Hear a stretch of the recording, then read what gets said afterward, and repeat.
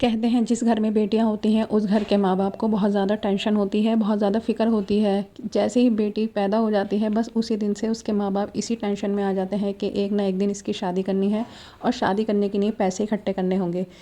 तो आज इसी टॉपिक पे बात करेंगे। अस्सलाम वालेकुम मेरी प्यारी सी यूट्यूब फैमिली, कैसे हैं आप सभी। उम्मीद करती हूँ आप सब लोग खूब मज़े में होंगे, खूब इंजॉय कर रहे होंगे। अल्लाह आप सभी लोगों के नसीब को बुलंद और बाला फरमाए, आपकी सारी जायज़ दुआएं, सारी जायज़ तमन्नाएं पूरी फरमाए, आमीन सुम्मा आमीन। तो ये मॉर्निंग का टाइम है और फ्राइडे का दिन है और मैंने स्टार्ट कर दी है साफ़ सफाई। तो सबसे पहले मैंने लगा दिए थे कपड़े वॉश करने के लिए, उसके बाद मैं करूँगी घर की डस्टिंग क्लीनिंग। अच्छा, मुझे बेडशीट वगैरह भी चेंज करनी थी तो मैंने यहाँ की बेडशीट पहले ही उतार के वॉश करने के लिए डाल दी थी। अब आ जाते हैं अपने मेन टॉपिक पर कि हमें अपने घर की जो बेटियाँ होती हैं, बहनें होती हैं, उनके लिए शादी के लिए पैसे इकट्ठे कैसे करें। तो देखें, बहुत सारे टाइम क्या होता है हम पैसा इकट्ठा नहीं कर पाते हैं और कभी कभी पैसा इकट्ठा हो भी जाता है तो कुछ चीज़ें हम ख़रीदते नहीं हैं।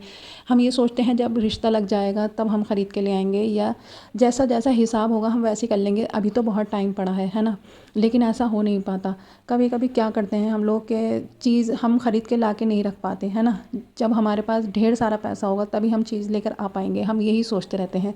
लेकिन अगर आप थोड़ी सारी समझदारी दिखाएंगे ना तो आपकी बेटी को हर चीज़ आप दे पाएंगी। लेकिन थोड़ी सारी समझदारी से देखें, हर महीने पैसे आ रहे हैं हमारे घर के अंदर, चाहे ज़्यादा आ रहे हैं चाहे कम आ रहे हैं, और वो घर खर्च में ही ख़त्म हो जाते हैं। कोई पैसे की सेविंग नहीं हो पाती, कोई पैसा बचता नहीं है। अब जब पैसा ही नहीं बचेगा तो हम अपनी बेटियों के लिए कहाँ से पैसा उठा के रखेंगे।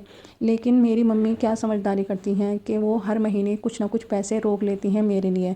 अब देखें, हर महीने वो 100-100 रुपये भी रोक रही हैं, या 200-200 या 500-500 रुपये, ठीक।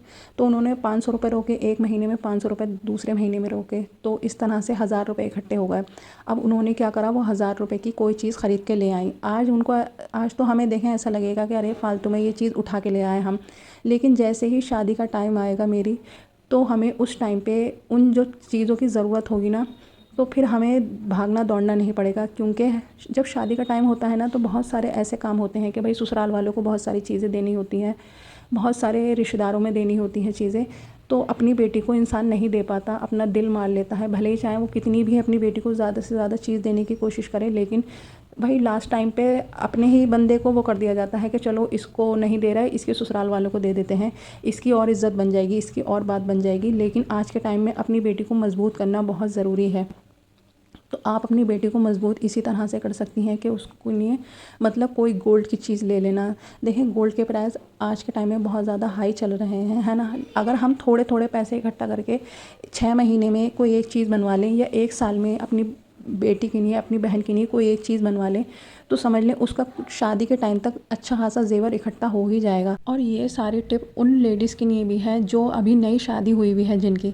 तो देखें, आप भी इस तरह से कर सकती हैं कि आप भी थोड़े थोड़े पैसे हर महीने जोड़ें और कोई ना कोई गोल्ड की चीज़ ख़रीद के लेकर आएँ, भले ही चाहे वो छोटी चीज़ क्यों ना हो, छोटी सी कानों की बालियाँ क्यों ना हो, टॉप्स क्यों ना हो, पैंडल क्यों ना हो। लेकिन देखें मेरी प्यारी बहन, मैंने ऐसा करा है कि मैंने अपने कानों के लिए टॉप्स बनवाए हैं, तो मैंने थोड़े थोड़े पैसे इकट्ठे करके बनवाए। फिर मैंने अपने कानों के भोलों के लिए छोटी छोटी सारी दुनियाँ बनवाई, लौंगे लेकर आई हूँ मैं कान के लिए। तो समझ लें मैंने इसी तरह से पैसे इकट्ठे करें। अब जब जेवर और आएगा तब तो वो मेन जेवर होगा, लेकिन जो और चीज़ें हैं जो मुझे खुशी देती, मतलब मुझे और अच्छा लगता, वो चीज़ें मैंने खुद से बनवा ली हैं। तो अब देखें, एक्स्ट्रा चीज़ होगी, लोगों की नज़र में भी आएगी कि देखो अच्छा खासा जेवर लेकर आई है। आज के टाइम पे जो लड़की जेवर लेकर आ रही है तो उसको बहुत ज़्यादा वो समझा जा रहा है कि देखो कितनी खुशकिस्मत है। तो मेरी प्यारी बहनों, आप भी ऐसा कर सकती हो। अगर हम एक सूट ना बनाए, है ना, देखें हर महीने सूट बनाने से कोई फ़ायदा तो होगा नहीं, और हर शादी में नया सूट पहन के जाने से भी कोई फ़ायदा नहीं होगा। ज़्यादा से ज़्यादा हम शादियों में क्या करते हैं, हर शादी में नया सूट बनाते हैं, तो उससे बस यही तो हो रहा है कि लोगों की नज़र में आ रहा है कि भाई हर शादी में नया सूट पहन के जाती हैं, है ना। लेकिन वो दूसरी शादी में आप रिपीट नहीं कर सकती, या तीसरी बार रिपीट तो कर ही नहीं सकती। चलो दूसरी बार आपने पहन लिया, लेकिन तीसरी बार नहीं पहन सकती। हर कोई कहेगा कि जब देखो ये यही कपड़े पहन के आती रहती हैं। लेकिन जेवर एक ऐसी चीज़ होती है कि आप उसको कितना भी पहनो, कितना भी पहनो, आपकी इज्जत ही होगी। हर कोई कहेगा कि देखो सोने में पीली रहती है, जब देखो इसके पास जेवर ही जेवर है। तो अपने लिए आप सूट थोड़ा ऐसा करें कि भाई 1-2 महीने बाद भाई सूट बना लेंगे, है ना। एक बार नहीं 2 बार पहन लेंगे एक सूट को या 3 बार पहन लेंगे, लेकिन जो सूट के पैसे होंगे उन सूट के पैसों को बचाकर हम कोई गोल्ड की चीज़ ले आएँ। अगर गोल्ड की चीज़ नहीं ला पा रही हैं तो सिल्वर की चीज़ ले आएँ, क्योंकि आज के टाइम में गोल्ड हो सिल्वर हो अच्छा खासी कीमत हो रही है। मेरी बहनों, अपनी जड़ को मजबूत करो। आप शादीशुदा हो तो भी अपनी जड़ को मजबूत करो, आप अनमैरिड हो तो भी अपनी जड़ को मजबूत करो। देखें, लड़की के लिए जो होती है ना सबसे ज़्यादा ज़रूरी चीज़ें यही होती हैं कि भाई उसका जो है पहनना ओढ़ना अच्छा हो। जब ही उसकी इज़्ज़त होती है, उसके ससुराल में भी उसकी इज़्ज़त तभी होगी, उसके मायके में भी इज़्ज़त उसकी तभी होगी जब वो अच्छा पहनेगी अच्छा ओढ़ेगी। हमने क्या अच्छा खा लिया किसी को नहीं देखा, लेकिन हम क्या अच्छा पहन रहे हैं ये सब लोगों की नज़र में रहता है। तो मेरी प्यारी बहन, आज से ही पैसा जोड़ना इकट्ठा करें। अगर आप महीने में 1,000 भी बचा रही हो, 2,000 भी बचा रही हो, तो उन 2,000 को किसी ना किसी गोल्ड की चीज़ ख़रीदने में, ये मत सोचो कि मैं सोने की लौंग ले आई, बताओ 2,000 गए सिर्फ एक सोने की लौंग आ गई। नहीं मेरी प्यारी बहन, 1 से 2 लौंगे हो जाएंगी तो गलत बात थोड़ी हो जाएगी। आपके पास ही तो गोल्ड इकट्ठा हो रहा है। दुरियाँ ले आओ, टॉप्स बनवा लो, पैंडल बनवा लो, हो सके तो थोड़े बड़े टॉप्स बनवा लो, इससे आपकी जड़ मजबूत होगी।